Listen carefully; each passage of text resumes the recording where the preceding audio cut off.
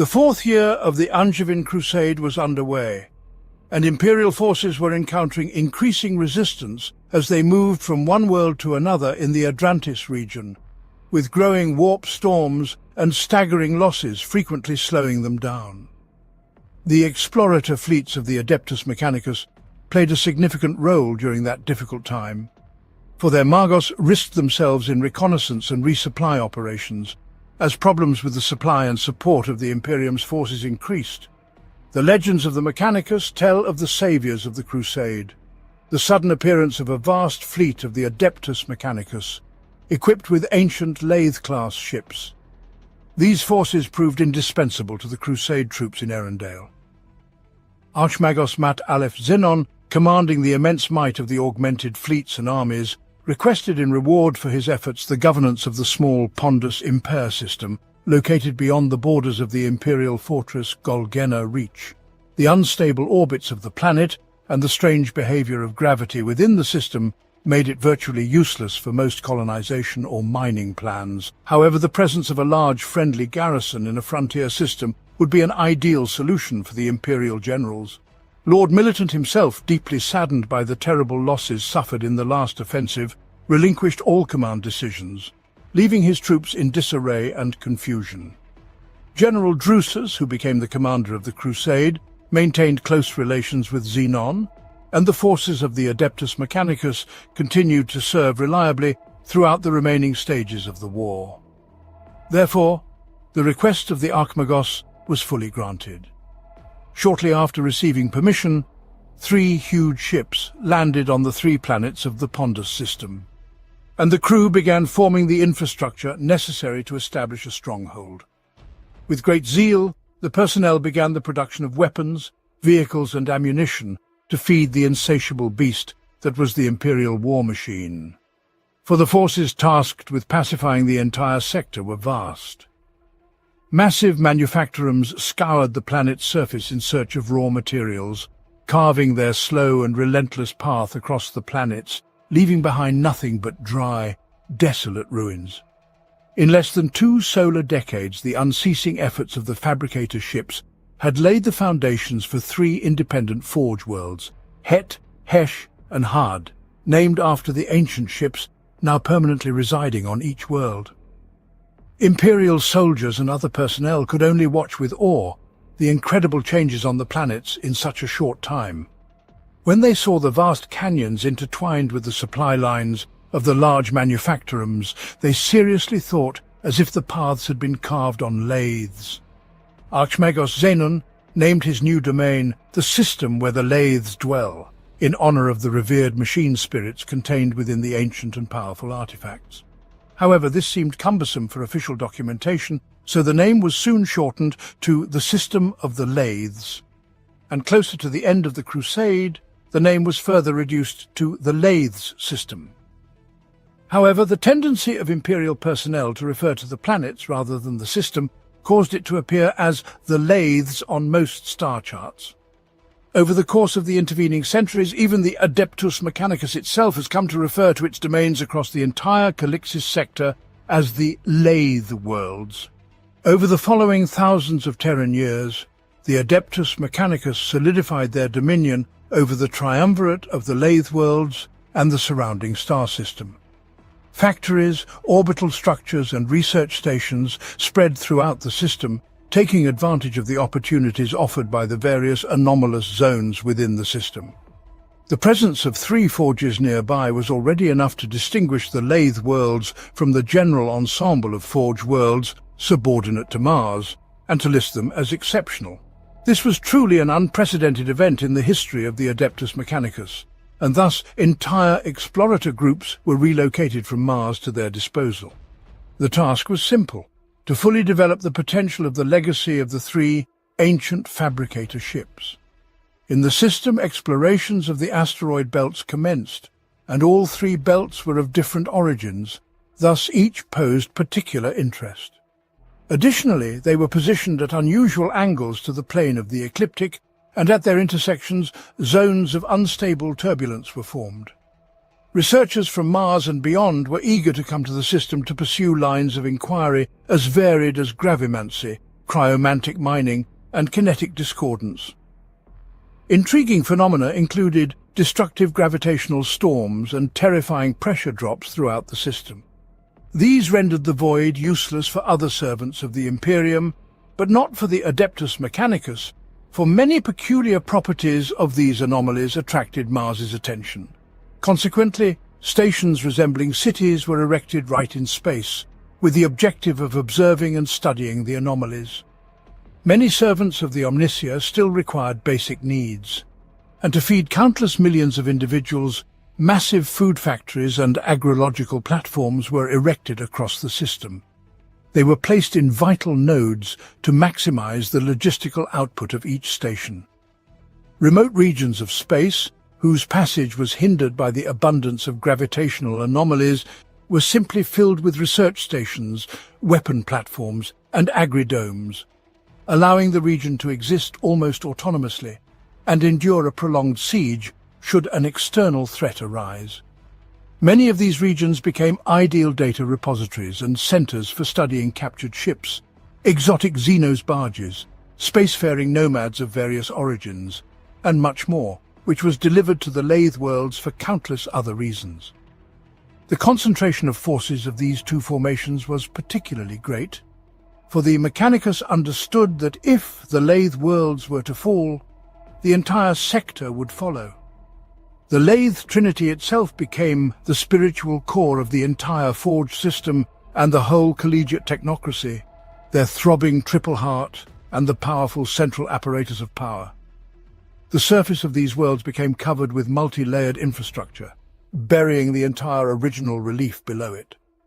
Now, non-augmented humans can hardly survive among the toxic fumes of factories and furnace complexes, but the faithful servants of the Omnissiah tirelessly labor, disregarding the triviality that should be ignored anyway.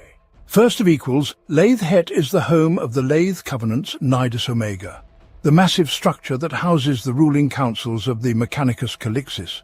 This vast hall is constructed in the core of the planet, directly beneath an ancient fabricator ship. It contains lecture halls, generatorums, assembly lines and storerooms, as well as countless steel and stone labyrinths.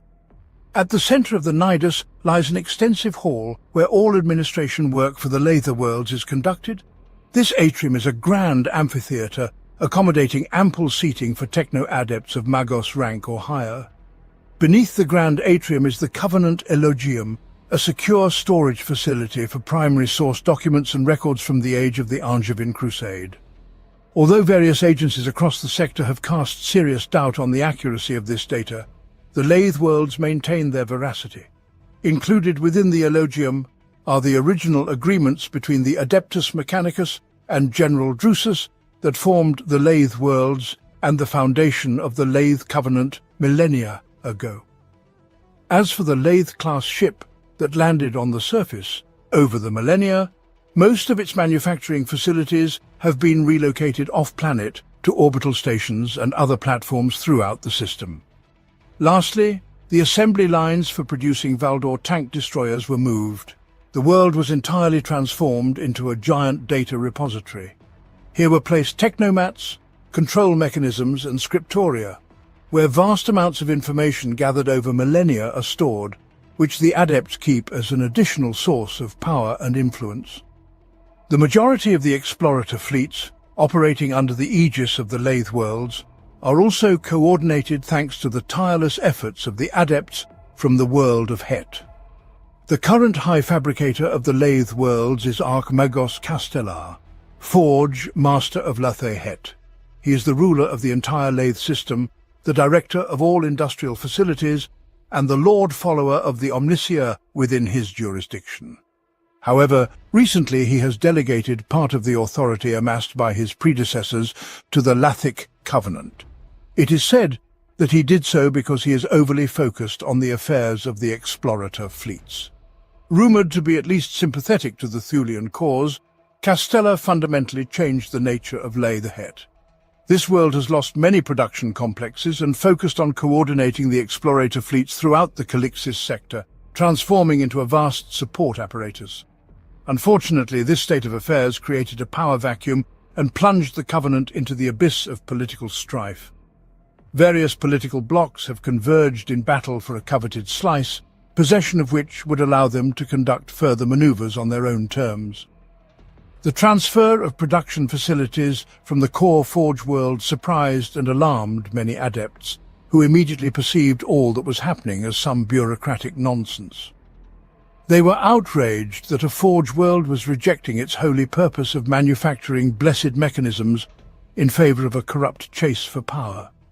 Opposition to the High Fabricator was led by his own vice-gerent, Archmagos Ralwur the Golden, keeper of the Prime Logis Key. He is a fervent conservative and is doing everything possible to stop this decline, though Castella himself likely pays little heed to such hostility towards him, either because he is too immersed in exploratory affairs or due to excessive confidence in his own security.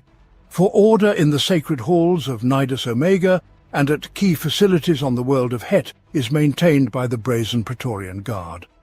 This special division within the Crimson Guard consists of superbly trained soldiers who serve both as ceremonial guards and as special operations forces. Despite the fact that the Brazen Guard is divided into two separate units, the Praetors Excelsus and the Praetors Ratio, each Praetor is armed and equipped in the same manner as any of his brethren, and harbours unwavering loyalty to the Covenant and his Archmagos commander. The planet Hesh represents a classic Forge world. Its surface is covered with enormous factories, towering production lines and vast assembly halls, which manufacture specialized weapons and vehicles for the sector's armed forces and for the Adeptus Mechanicus itself. On the extensive plains, sorting stations and tank parks store combat vehicles and powerful artillery, awaiting deployment where necessary. The tech priests of Hesh shoulder the greater part of production, as neighboring worlds focus on administrative and other tasks. The Magi settled here are quite conservative and regard the inhabitants of Het as political manipulators and those of Hud as lazy idlers. On Hesh, there are more temples and places dedicated to the Omnissiah than on any other world, and of all the holdings of the Adeptus Mechanicus, in the Calixis sector and neighbouring regions, it is on Hesh that the secret clique of Drake Lords is feared the most, and binary sermons are delivered with the thought that their agents are somewhere nearby. The most sacred structure, the Curia Mechanicum, stands as a towering bastion of faith in the machine god, piercing the noxious clouds that clothe the planet's surface. Built to house the sacred fabricator ship, the entire complex is a labyrinth of black basalt and polished brass. The Curia is the centre of worship on the Forge world, but also houses the offices and manufactoria directly under the supervision of the fabricator of Lathe Hesh. Also housed within the Curia are the offices of the Officio Vigilis, a unit of the Crimson Guard unique to Lathe Hesh. Many call the Curia their home, where they can devote years and years to labour in the name of the divine light of Solex, perfecting their chosen weapons system without distraction from extraneous projects. Although most adepts consider the heart of the planet to be the Curia Mechanicum, the soul is almost certainly the Ordinatus Yards, a continent-sized array of fabrication sheds, manufactoria, assembly halls and detailing amphitheatres, all dedicated to the refurbishment, rebuilding and repairing of the enormous Ordinatus platforms. Adepts from near and far visit the yards merely to honour the mighty machine spirits that have been resurrected there over the millennia, even though they are almost always silent, as the call to resurrect an Ordinatus platform only comes perhaps once in a generation. The Forge, Lord Magos Samek, remains a fervent and sincere follower of the divine light of Solex, despite the relatively recent events concerning Archmagos Maligris, which greatly discredited this brotherhood. Each year, he allocates more and more of his world's industrial capacity to the production and improvement of weaponry.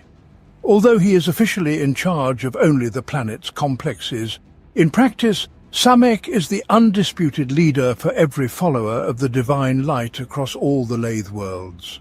The rise in Samek's prestige among the sect's supporters is significantly aided by the fact that he commands the might of one of the three sacred fabricators and the blessed Ordinatus Yard. Master Samek is a cold and dispassionate figure, even by the standards of the Adeptus Mechanicus, but becomes extraordinarily irascible when anything distracts him from the manufactorums and laboratories of Curia. He abhors wasting time and is capable of the most decisive measures when the matter concerns the operability and complexes of Hesh, or combating pernicious and contradictory ideas that conflict with his worldview. In the halls of Nidus Omega, Samek is known as an unyielding political adversary of Fabricator Castellar, and in some respects an ally of his viceroy, Ralwur the Golden. Samek himself, however, does not conceal his disdain for neither the Supreme Fabricator Castella nor the Forge Master Het. The adversaries of both Archmagos often find themselves on Hesh in search of patronage and assistance. The soldiers of the Crimson Guard detachments assigned to Hesh have revered the local Forge Master as their de facto commanding officer for centuries. After undergoing the standard training for all Crimson Guard, the agents of Officio Vigilis begin to master the complex arts of cunning, deception, and information manipulation. Samek and the commanding officers of this unit consider their primary duty to be the spiritual purity and loyalty to the ideals of the Omnissiah for each adept. Despite such unequivocally proclaimed intentions, it is quite possible to encounter agents of Officio Vigilis, fulfilling the personal assignments of the Forge Master on other Forge worlds. The planet had, in the early days of its establishment, became home to several massive info-temples erected around the third fabricator ship. The data stored in these temples was vital for the functioning of each of the three worlds during the height of the Angevin Crusade. Industrially, Had was responsible for the production of munitions and ammunition which the Imperium so desperately required. This task has always been esteemed, but for some reason the Magos of planet Had found it demeaning. Centuries of disorder and disagreement ensued, during which the tech priests refused to fulfill their assigned tasks. Many demanded permission to leave the world at the first opportune moment. The growing movement in support of relocating the production of contemptible expendables beyond the Forge world insisted on the placement of more prestigious enterprises, while the gradual dissipation of knowledge stored in the info-temples led to a further decline in the Forge world's authority. In the 6th century of M41, the Forge Master of Had was appointed Archmagos Willem Warwick War. Rumors that he manipulated public sentiment to secure this position remained unconfirmed.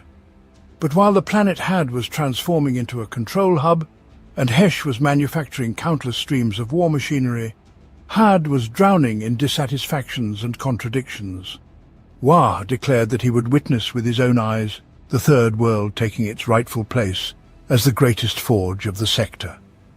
Such a position was not accepted by the majority of the tech priests throughout Calixis, for the Adeptus Mechanicus had always valued the satisfaction derived from quality craftsmanship, and without munitions, the crusade would end in the Imperium's defeat.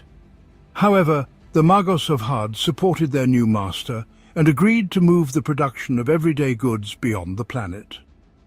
Over the next 200 years, nearly all major production and assembly workshops were relocated, leaving behind only gaping chasms and the hulks of ancient info-temples as reminders.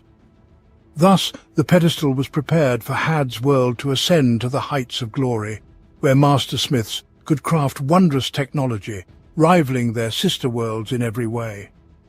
However, this ascension never came to pass. By the time it became clear that Master-Smith Wa was simply operating under the principle of divide and conquer, pitting the various factions of Had against each other in pursuit of personal goals, it was too late. By then, the planet's society had splintered into millions of factions, incapable of reaching any common resolution. Perhaps the supreme fabricator of the Lathe worlds sanctioned the relocation of the manufactorums solely to ensure they were not in orbit around him. And when all the equipment was removed, life on the planet fell into a stupor, and its people had to rediscover the meaning of existence. Somehow Wa evaded accusations of squandering his planet's industrial potential, and still holds the position of Mastersmith. To this day, He resides in the halls of Ignavus, where fierce discussions and manipulations do not cease, for each Magos who comes there seeks to present their personal project for the development of the planet for consideration. The binary debates are so heated that each Magos takes precautions in advance, arriving with a personal platoon of protective servitors and automata. Each of them has managed to keep a personal laboratory or small forge in the planet's hidden tunnels, hoping to initiate the planet's rebirth from there. Overall, Had has descended into a very fragile existence, waiting for a colossal project capable of restoring the planet's former glory. Despair has become a daily companion of life, and the tech priests who have no means of escaping seek every possible way to survive. No matter what, any path is better than this current barren stagnation. Such a negative environment is fertile soil in which strange beliefs, theories and cults grow, each promising imminent revival but only making things worse. In the end, over time, Had earned the mocking nickname Silent Forge, but its silence too harbours secrets. Like the ancient and mysterious structures of the Bastion maze, what from a distance might appear to be the surface of a planet is in fact a human-made, centuries-abandoned planetary infrastructure, an artificial crust made up of numerous steel platforms, interconnected by a true labyrinth of metal farms, moving joints and a web of adamantine threads. Each platform hovers above the fiery hell of the planet's mantle, in the embrace of gravity fields of incredible strength, the secret of which humanity lost thousands and thousands of years ago. Many believe that hidden within the maze are legendary infotomes, gigantic reservoirs of damaged and heretical data, and the darkness that engulfed them is meant to safeguard even Adeptus Mechanicus from this information. Rumors abound of sinister informational spirits emerging from this darkness, capable of inhabiting any mechanism. They are called Shimsaticals, and their existence is denied, with any hints of their existence decisively eradicated. Tech priests serving on other Forge worlds consider Archmagos Willem Warwick Wa a dangerous incompetent and find much suspicious in his ineptitude, not believing his words, for he has repeatedly assured that he never for a moment stops his struggle to unite all the Magos of Had. Yet over the years he has failed to bring them to any sort of consensus. His inefficiency, coupled with his high position, spawns numerous rumors, the most dangerous of which is the rumor that Wa allegedly serves some ruinous force, whose aim is to precipitate the planet's decline as the precursor to an even more horrifying event. Contrary to popular opinion, Wa appears sociable and friendly. He literally exudes a positive aura, which has become his tool in securing his position. Only time and experience can prove that appearances can be very deceptive, and it matters not how energetically this Forge Master applies himself to his duties, for none of the problems before him have yet been resolved. In the end, silence reigns on Had, observed by the Magos Hiskere. Much like agents of the Officio Vigilis, the Magos Hiskere are an elite unit of the Crimson Guard stationed on Had. Over the centuries, this unit has changed and evolved, forming its own doctrine and methods in the process, and eventually becoming yet another political tool of Wa. The current Magos Hiskere are more provocateurs than arbiters or palace warriors. These adepts specialize in the art of infiltrating the planet's various cults, sects and factions, subsequently spying for the Forge Master Wa. Information obtained in this manner serves as a significant aid in maintaining power over the planet and strengthening the position within Lathe Covenant. Thus, matters stand ambiguously on these three planets. However, for the entire Calixis Lathe worlds, it is an impeccable mechanism, functioning for the benefit of a singular purpose under the guidance of the Supreme Fabricator. From a practical standpoint, each of the adepts pursues their own quest for knowledge in the glory of the Omnissiah and the Adeptus Mechanicus. Occasionally it does happen that the adepts work in unison, but far more often the tech priests find themselves not in the best of relations with their own brethren. It is precisely the moments when an adept has to choose between loyalty to the Omnissiah, to himself, and loyalty to the faction or sect to which he belongs, that are moments of truth when the Magos reveals what he is truly worth. History is replete with examples of tech priests who have placed their own quest for knowledge above the welfare of their brethren. Already the Cyclopean fabricator and his army of enhanced servitors, the desecration of Farah, and of course Umbra Maligris himself. These all serve as ready examples of what occurs when one forsakes the teachings of the Omnissiah in favor of personal interests and the temptations brought by power. From the above, it follows that anyone even slightly acquainted with the intricacies within the Lathe worlds and the territories belonging to them should exercise caution. At this moment, the following factions of the Lathe worlds are known. The Lathe Covenant. This is the ruling clique of tech priests, holding the highest position in Calixis, the first and foremost faction of all the Lathe worlds. This bloc also includes Magos, who remain loyal to the provisions of the Pact of Blood and Oil, which defined the boundaries of rights and responsibilities between the Imperial Administratum and the tech priesthood of Calixis. It was signed more than 2,000 years ago personally by Governor Drusus, with a friendly delegation of Adeptus Mechanicus representatives. A position in the Covenant generally allows one to effectively lobby their interests, thereby gaining access to vast resources, material, labor, and others. But even the Covenant is not homogeneous.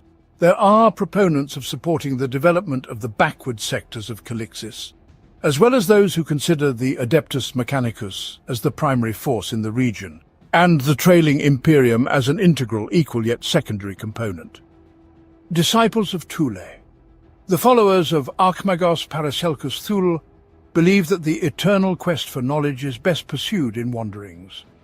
They assert that the best way to serve the Omnissiah and to spend the limited resources at hand is to seek the technologies of the past and follow the paths of the ancients, wherever they may lead. Such subtleties as fame, political squabbles, and even concern for personal safety are incapable of stopping a true disciple of Thule from another leap into the cold void of space in the hope of expanding the boundaries of knowledge. Disciples of Thule are not considered a forbidden or radical sect, but their participation in the political life of the Mechanicus is permitted reluctantly, since they always prioritize exploration above all else, and often to the detriment of everything. All others gaze upon the adherents of this sect with a restrained tolerance that lasts only until one of their expeditions begins to lay claim to the resources and personnel of other adepts. In such cases, the escalation of conflict is imminent. Magos Fidelis. Among the myriad factions of the Mechanicus of Calixis are those who believe that the fragmentation of the Lathe world society exceeds all reasonable bounds. They look upon petty squabbles and internal discord with extreme disapproval, seeing them merely as a waste of precious resources that could serve far more worthy goals.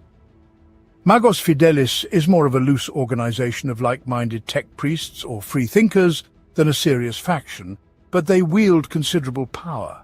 For sometimes even the mere suggestion of interference from Mars on their part is enough to curb an excessively stubborn Magos. Members of Magos Fidelis are amongst the most conservative and traditionalist circles of the Mechanicus.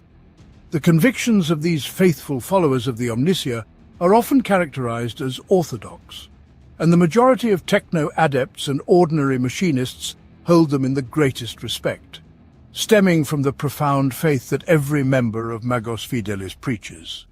The most fervent adepts of Magos Fidelis are convinced that a stern grip by the Overlord of Mars is long overdue for the Lathe worlds.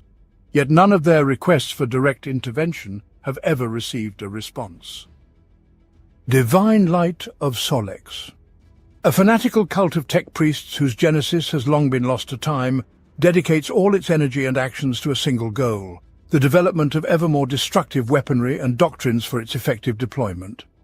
Magos praying at the altar of Solex have no concern for peaceful applications of technology, and their path leads through the flames of war, as technology is a weapon against those who pervert the teachings of the Omnissiah. In the Lathe system, the cult of Solex operates openly. The current master of the Forge, Hesh, is a member of this sect, allowing them to count on significant support even in their most audacious endeavors. Members of the cult are scattered across the entire system and are engaged in numerous projects delving into the archives of Chela, labouring on Sagittarium-class platforms in orbit of Desideratum, at cargo docks and in the workshops of Lycosidae. Among the most contentious efforts of the followers of the Divine Light are the various gravimancy research stations, where the cult insists the strange powers ravaging the system could be harnessed to create truly apocalyptic weapon systems. No such system has been perfected, but the research and testing for such a weapon is ongoing across the entire system. Those who view the followers of the Divine Light with disapproval likely belong to the ranks of those who have heard rumours and secret reports of planets scorched during the testing phases. Even though Ordo Calixis meticulously investigates each such episode, no evidence of such a criminal waste of bioresources has been discovered. Cult Arcanum. According to rumours, this newly established organization of adepts on the planet pursues its interests far from the government's centres, preferring abandoned areas. The resolute evacuation of industrial enterprises has literally emptied the region, but as time went on, the population of the Silent Forge increasingly yearned for a shepherd to lead them to their goal. Cult Arcanum became that shepherd. Preaching within the resounding emptiness beneath rusting factory vaults, the leaders of Cult Arcanum speak hoarsely of the Omnissiah.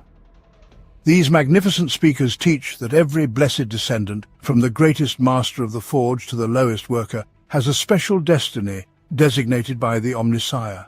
This fate is preordained, and the machine god, being omniscient, desires only that his followers accept the predestined path and walk it without fear. The cult perceives any aspirations and ambitions as dangerous aberrations, contrary to the will of the Omnissiah. A loyal sectarian will not seek to leave their path, but will strive to accept with dignity all that it brings. They believe that the current state of affairs on Had is part of the machine god's plan, therefore it should not be corrected, but rather, in humble silence, awaited until the plan proceeds to the next phase. Many regard this as an attempt to pacify people, rather than a method to strengthen the cult's power. Allium Union. Members of Allium Union can confidently be attributed to the most conservative traditions of the Calixis Mechanicus. The Union firmly believes that those who work steadily for the benefit of the Omnissiah can serve the pursuit of knowledge just as well as any vain adept frantically searching the stars for ancient secrets. Members of the Allium Union consider the simple daily labour of each tech priest a great deed. The irony is that the first yield of this approach occurred specifically on the planet Hard, as a direct consequence of the Dead Silence, into which the arrogance of the Magos plunged the planet. In this environment, Allium Union gradually gained support and sympathy from various social groups, seeing the silence of the Silent Forge as the price paid for excessive ambitions. Members of Allium Union strive to restore the former glory of their native world step by step, taking small but sure steps toward rebirth and renewal, returning the planet to life gradually, manufactory by manufactory. And although few adepts openly identify themselves as members of Allium Union, in the high halls of Ignavus this humble initiative is gaining increasingly serious support. Scions of the Iron Sphere are a brotherhood of Magos who perceive the Omnissiah as the pinnacle of evolution and development of humanity, considering flesh not merely a weakness in the face of time and harsh trials, but a ballast that prevents humanity from fully realizing its great potential. The Scions believe that the Adeptus Mechanicus are the sole proprietors of humanity's future, and therefore regard all others as evolutionary dead ends, as beings too weak to deserve the blessing of the Omnissiah. The sect has never received official recognition under the arches of Nidus Omega, yet this does not hinder its wielding of substantial influence in the corridors and closed lodges of the Calixis Mechanicus. The Scions of the Iron Sphere have gone so far as to establish a ritual of pure intentions through which most cult members pass. During the ceremony, the right hemisphere of the brain is removed and replaced with a block of miniature cogitators and data stacks, enhancing the adept's ability to store and process information, while simultaneously eliminating the temptations of emotions and the false paths of creative thinking. Those who undergo this procedure embody the cold detachment, the mask that many followers of the Omnissiah aspire to wear. The primary difference is that the Scions are often physically incapable of simple human emotions or any original thought whatsoever. The Scions of the Iron Sphere believe that any agreements with other human organizations can be entirely ignored. After all, what kind of agreements can exist between a sentient human and a mindless beast? This particular aspect of the Scions' belief system, however, is one of the Brotherhood's most terrifying secrets. Should the agents of the sector governor or the Holy Orders learn about the system of beliefs and the degree of its influence on the Mechanicus of Calixis, a diplomatic strike on the vital connections of the Lathe worlds would have truly catastrophic consequences. The Hippocrasian sect is composed primarily of Magos biologists and genitors. The Hippocrasian sect represents a community of like-minded individuals spontaneously formed around the issue of studying life and the border state between life and death. Unlike the overwhelming majority of biologist adepts, Hippocrasians prefer to focus exclusively on the study of death, the transition of life's essence from corporeal to incorporeal, and the decay processes affecting dead flesh. The sect itself has never declared the ultimate goal of its research, and it always responds to inquiries from the Lathe Covenant, and even the Fabricator General, with vague statements regarding life extension, improvements in augmetic transplantation methods, and other such general phrases. Nevertheless, officially, to date, the Hippocrasian sect has no new discoveries or achievements to its credit in these fields or otherwise. Many sectarians are aboard ships and space stations in orbit around the Death World Morwen 6, but followers can also be found on other Lathe worlds. At any research station staffed by the biologists, there will undoubtedly be at least one concealed Hippocrasian. According to reports, the Ordo Hereticus harbours certain suspicions regarding the sect's activities, and the Lathe Covenant has repeatedly been warned that the taint of chaos, without proper oversight from the Inquisition, could remain undetected for a very long time. However, at present, no signs of heretical influence have been discovered, and there is as yet no reason to see them as more than they appear, mere scientists examining the questions of the flesh's decay. Ferrous whisper. Among the members of the Calixis tech priesthood, there are many who, through the millennia, echo the silent eye of the fervent days of Martian independence, the days when the Red Planet was free. These adepts aspire to the autonomy of the Mechanicus, to a galaxy where the followers of the Omnissiah are an allied independent society, separate from the Imperium, yet equal to it. The tech priests united by this idea call themselves the Ferrous Whisper. Nevertheless, the Lathe Covenant, the Fabricator General, and the majority of the master artisans across Calixis deny the existence of this sect. Of course, this does not prevent high-ranking adepts from sympathizing with the ideas at the core of this movement. The lower rungs of the Mechanicus hierarchy have proven most susceptible to this line of thinking, for they are always eager to climb higher, stepping over the heads of those around them.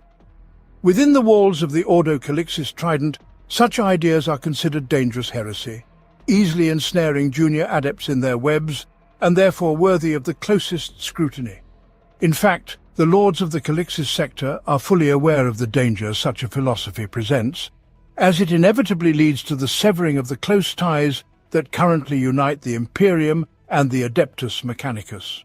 Moreover, it is unknown to anyone whether this sect is localized or if its tendrils entwine the entire Imperial space. This is what frightens the most. If so, the already fragile relationships between Mars and Terra could one day collapse, heralding the beginning of another civil war, the consequences of which would be truly devastating for the Imperium. The Stabilizers, complete opposites of the Ferrous Whisper, represent a techno-heresy rejected by almost all members of the Adeptus Mechanicus. The techno-heresy of the Stabilizers is a rare type of progressive Magos, who believe that the Omnissiah never taught that the Adeptus Mechanicus should become the sole keepers of technological knowledge, and that knowledge should be kept locked away from the rest of humanity.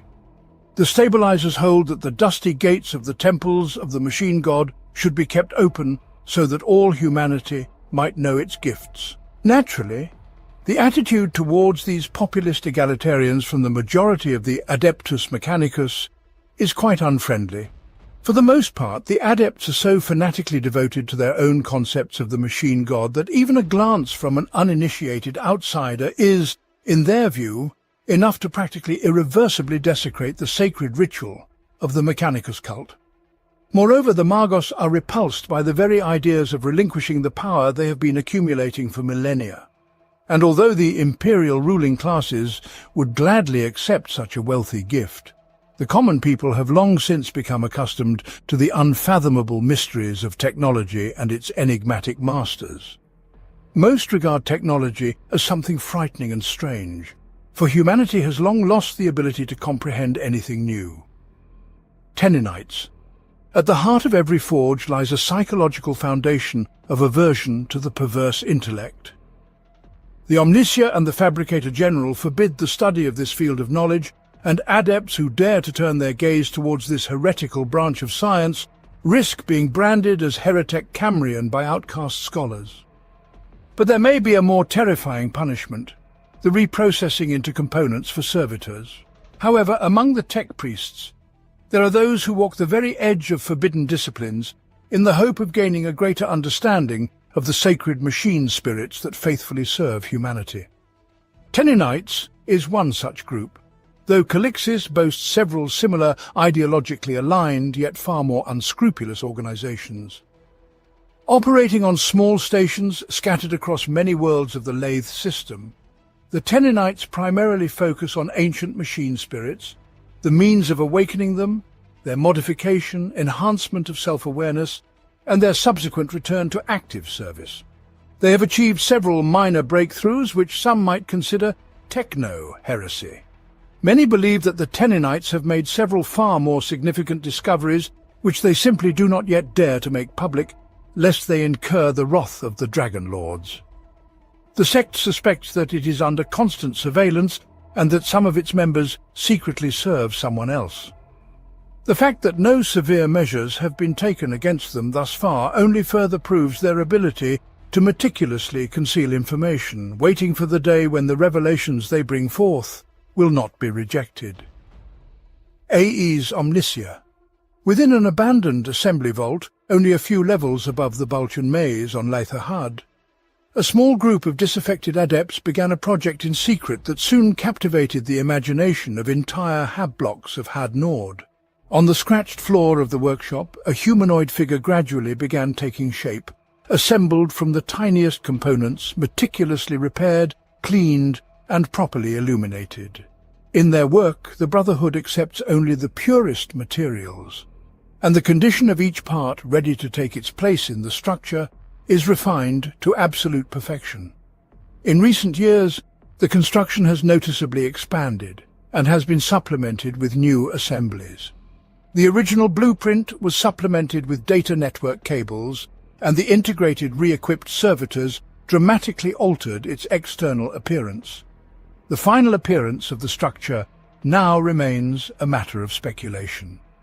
Those involved in its construction claim that all their actions are guided by an unseen hand, and that none of their actions are the product of fully conscious thought. Not long ago, this story garnered widespread attention, and tech priests from all worlds began arriving at the Silent Forge one by one, eager to join the Brotherhood and find meaning in their existence. In response to accusations of heresy that are periodically leveled against them, the adepts typically assert that construction in the underground chamber is merely an experiment concerning the purity of form, and that the purely academic exercises performed by unoccupied adepts are simply a means to prevent their skills from rusting through inactivity, nothing more. Be that as it may, the quality of the components already incorporated into this academic exercise is so high that it raises quite reasonable suspicions at several agencies of Calixis tech priesthood. Carnicula. Over a solar decade ago, a schism erupted within the adepts of the Hippocrasian sect, as several research vessels of the Hippocrasian agglomeration pulled away from Morwen 6 and sought less crowded skies in which to pursue an independent program of research. Members of Carnicula are not as engrossed in mortality and the fading of flesh, being most captivated by the multifaceted questions of extending the lifespan of various artificial bioconstructors. Even their former comrades consider Carnicula overly fixated on flesh. Many of them augment their bodies with new biological systems. Not considered heresy in the strictest sense of the word, flesh augmentation, from the standpoint of the majority of the cult Mechanicus, represents an inefficient and utterly tasteless approach, in some ways even offensive to the very essence of the teachings of the machine god. It came as no surprise to anyone when Carnicula quickly entered into an ideological alliance with a much larger Mechanicus organization, the movement known as Organicists. Although the majority of worlds in the Lathe system view the activities of Carnicula with disapproval.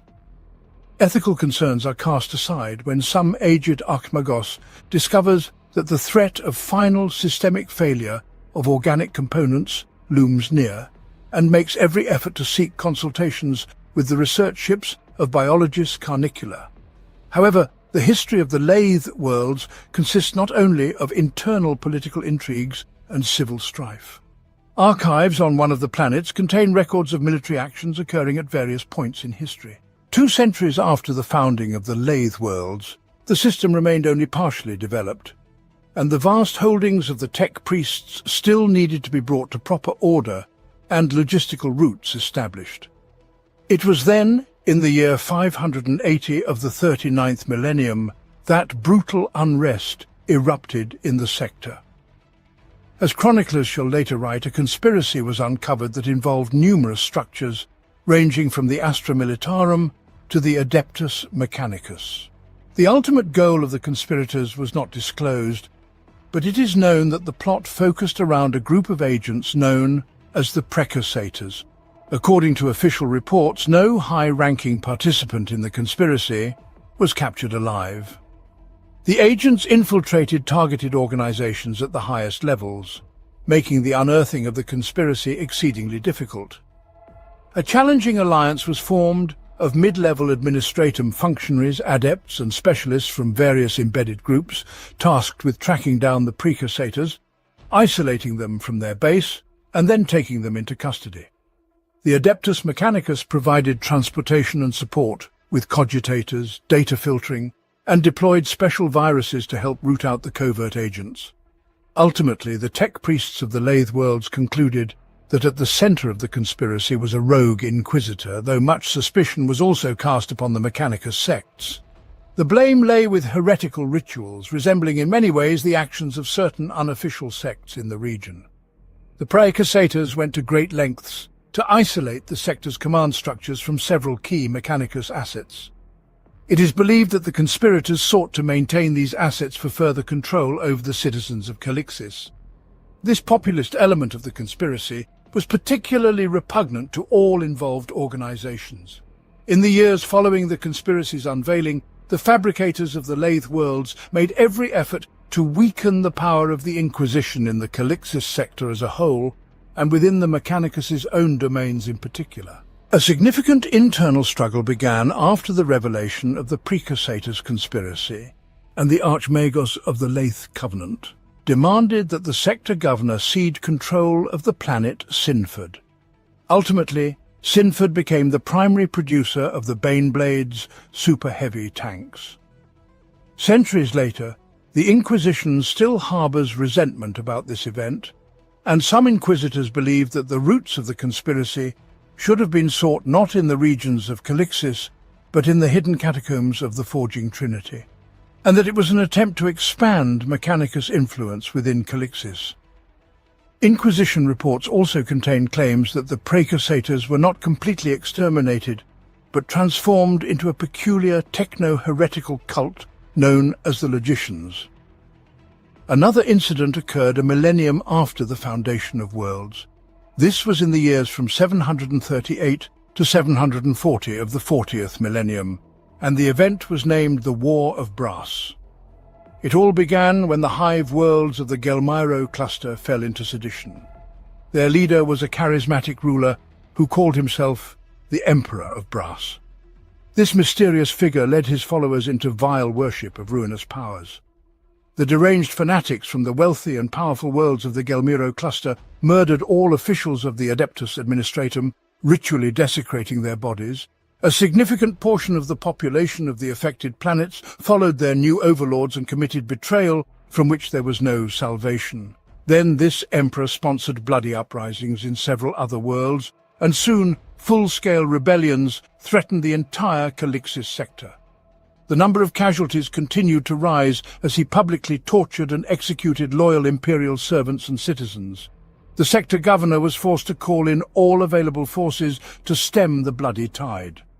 Loyal units converged on the Gelmiro cluster from across the sector and beyond. These imperial forces first invaded neighboring regions and suppressed nascent uprisings there with ruthless efficiency. Among them were several battle titans of Legio Venator and an entire explorator fleet, supported by the enigmatic Ordo Reductor. The campaign against the Emperor of Brass and his growing rebellion lasted just over 2 years. But even in this short time, the hostilities proved to be particularly fierce. In the end, it required several companies of Space Marines to turn the last hive cities into ruins. In the final desperate battles at the heart of the Gelmiro cluster, several records were discovered suggesting that support and reinforcements were coming directly from the Eye of Terror itself, linking the Emperor of Brass to much more dangerous threats.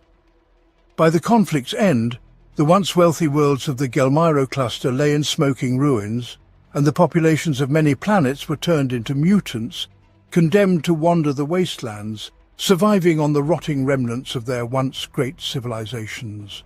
Imperial agencies in the Calixis sector avoid the ghost-ridden planets, which to this day are classified as war worlds. As the War of Brass concluded, the Skitarii legions of the Lathe worlds were almost entirely annihilated. Entire Forge worlds were left without soldiers, their cohorts suffered heavy losses, and command structures were depleted. Aside from the battered Legio Venator, the Mechanicus of Calixis were literally left with no combat-capable armies. For the first time in hundreds of years of their history, they found themselves vulnerable. To eliminate this weakness, Archmagos Covicalquietus activated the protocol, the Iron Wall of Silence, and initiated a meticulous and unhurried process of rearming the Forge worlds of Calixis. This procedure entailed strict rules of segregation from all other groups in the Calixis sector.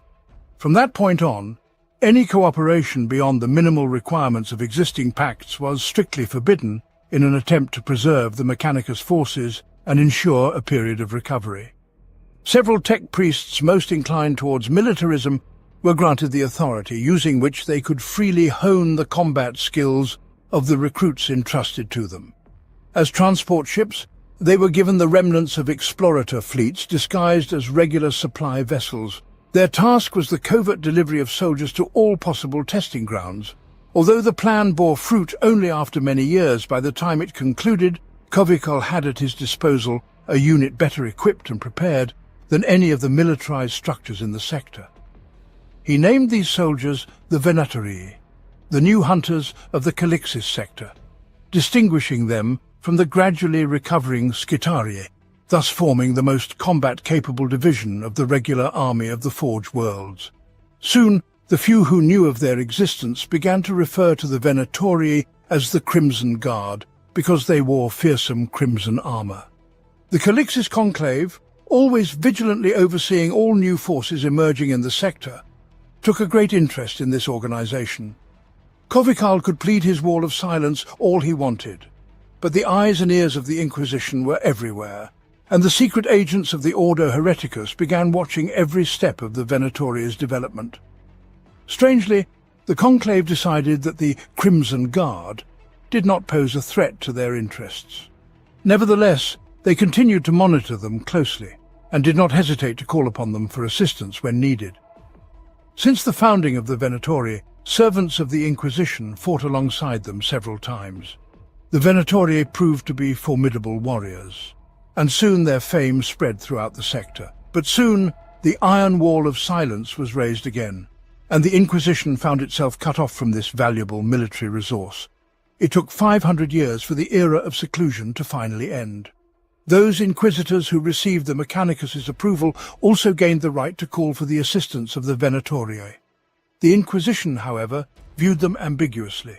On one hand, they understood that any information known to the Venatori would inevitably reach the forged Triune. On the other hand, they couldn't resist the temptation to see them in action. A typical Venatori of the Crimson Guard stands a notch above even the most prepared Skitarii. They are armed with powerful weapons drawing energy from capacitor coils, and a single manipulus can unleash an unending torrent of deadly fire upon the enemy. Their arsenal also includes lass rifles, while their bodies are encased in the strongest armor crafted from schematics found in the secret archives of the Had world. These unique armors fully envelop the bodies of the Venatori, forming them into a faceless wall of black and red metal, capable of striking terror into the enemy, ensuring victory before a single shot is fired. The higher-ranking warriors of the Crimson Guard inspire even greater fear. Manipuli of Triarii, squads of the most seasoned veterans, whose bodies are strengthened with additional cybernetic augmentations. They are armed with laser weapons, whose power few can rival beyond the Lathe worlds. The graceful Celeri, the best among the Triarii, are equipped with mighty Alutus pattern jump packs. They serve as the shock forces of the Venatori. The Celeri tribunes, officers of the Crimson Guard, are more machine than human beings. Not only are they excellent warriors, but also unmatched strategists. In battle, they can wield the broadest range of the deadliest weapons. Their mere presence on the front line can radically shift the course of the battle. The combination of unwavering discipline, exceptional training, blessed augmentations, and weapons technology makes the warriors of the Crimson Guard the most powerful and battle-ready armed unit within the Calixis sector. The fabricators of the Lathe worlds have made every effort to ensure that this is known to every potential adversary. Approximately 5 Terran centuries after the final fall of the Emperor of Brass and the cleansing of the Gelmyro cluster by Merate's clans, a far more insidious threat emerged. In the year 211 of the 41st millennium, rebelling against the Imperium of Man, the clans attracted many renegades and other malcontents to their side. They declared independence from the Imperium and commenced a systematic series of raids and larger invasions into the surrounding imperial space, threatening both the Calixis and Ixaniad sectors. At the height of the conflict, the very survival of both sectors was brought into question as the seeds of rebellion and anarchy were sown. In regions affected by the clan's actions, chaos reigned to such an extent that civil war threatened to flood both sectors with blood. Production in the affected regions halted, as forces not drawn into the conflict withdrew to protect their holdings, clinging to the hope of intervention. Trust became a forlorn hope after the clan's attacks, as once loyal worlds rose to support the rebels. When all seemed lost, the leadership of the Calixis governor swiftly moved to assist. A coalition of Calixis and Ixaniad forces descended upon the advancing rebels across multiple fronts, defeating their forces and scattering their reserves back into the Merates cluster. The Astra Militarum, the Imperial Navy, the Adeptus Astartes, and the forces of the Inquisition shattered the opposition into oblivion, driving them ever deeper into the heart of the now defunct uprising. Victory was almost assured, and the High Fabricator of the Lathe worlds dispatched 3 full explorator fleets to their aid. The centuries-old Iron Wall of Silence was finally broken, without prior notice or coordination. The explorator fleets, supported by the Legio Venator, were at the forefront of the cleansing of the Merates cluster, and their actions showed no mercy or clemency. Entire worlds were cleansed with weapons of such enormous and destructive force that many planets were turned into asteroids. By the time the forces of the Imperium and the Mechanicus had finished combing through the Merates cluster, there was not a single planet left untouched by a purging of all life. Even those prisoners who had been taken prior to the arrival of the elite Crimson Guard were ultimately lost due to numerous unusual malfunctions and sudden, inexplicable deaths. In their attempts to conduct an investigation and uncover any truth, the Inquisitors focused on rumors and innuendo and learned of the techno-heresy of the logicians, whose trail led them to the Lathe's Trinity.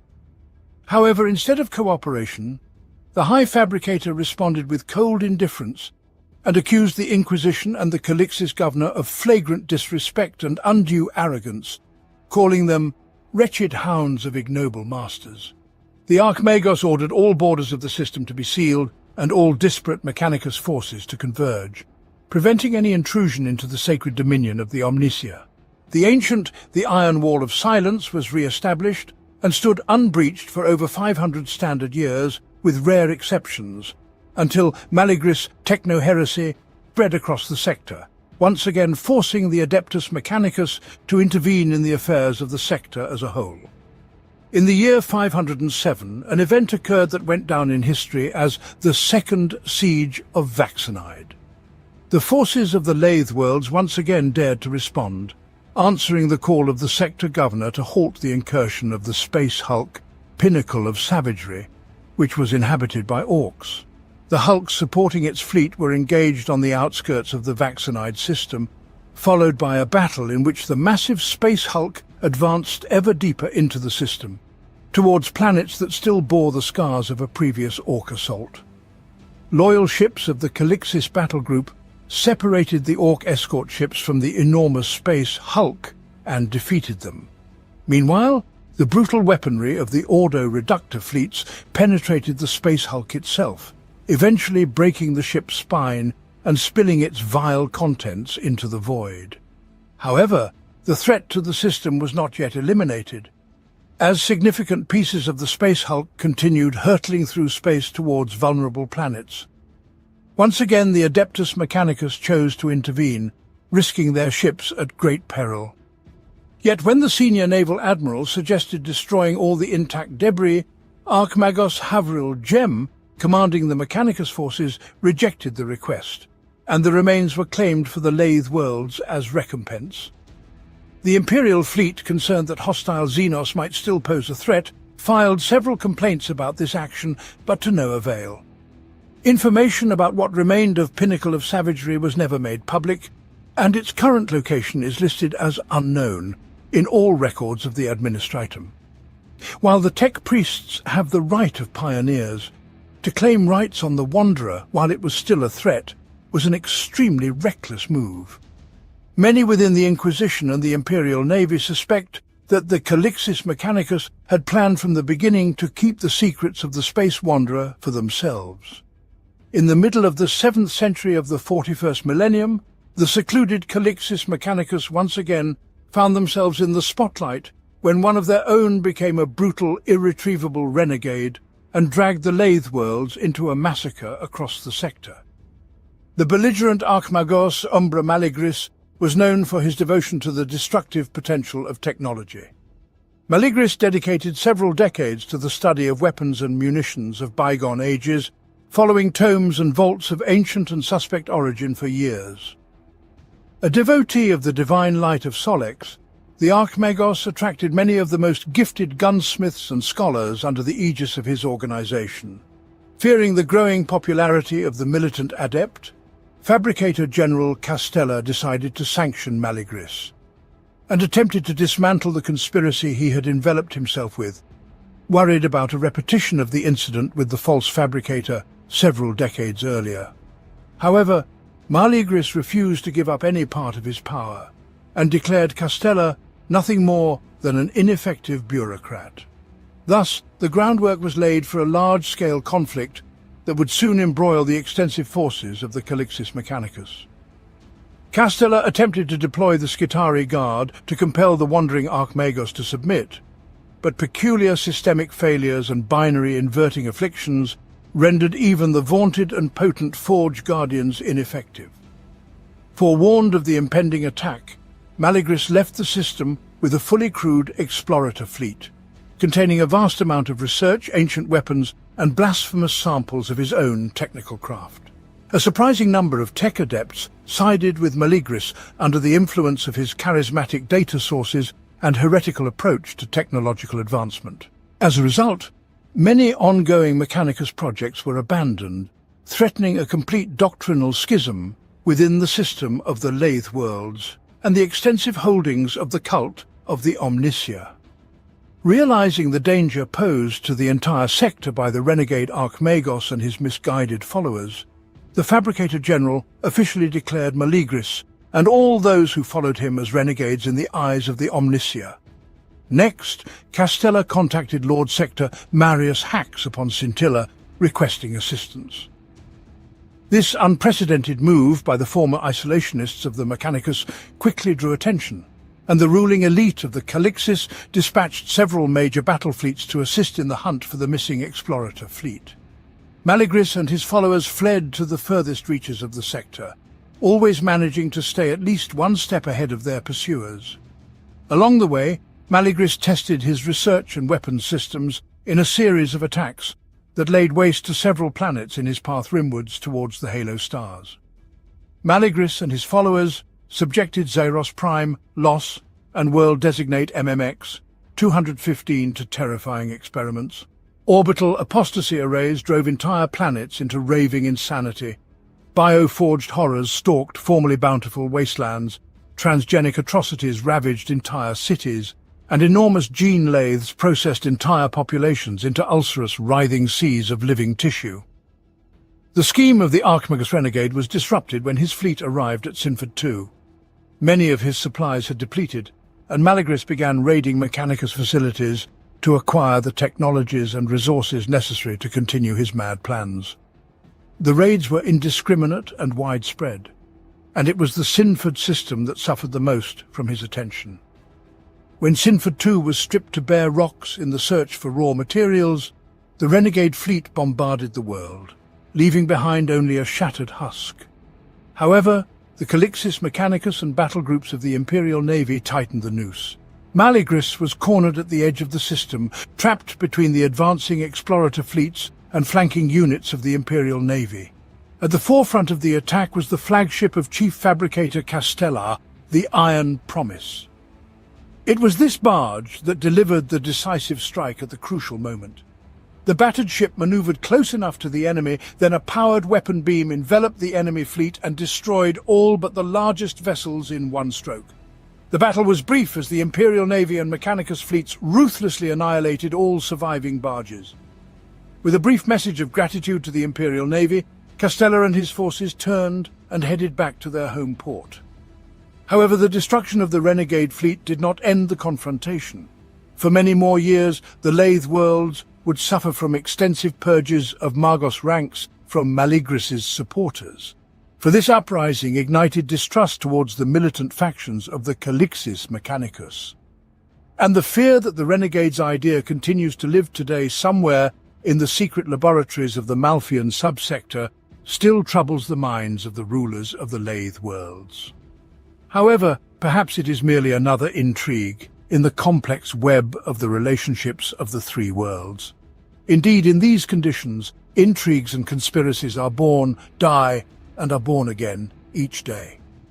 It is hard to believe that such an unstable heart of Calixis has long been considered the spiritual core of the entire Calixis tech priesthood. Yet despite this, the Lathe worlds remain loyal to Terra and supply the armies of the Lords of Humanity with all necessary provisions.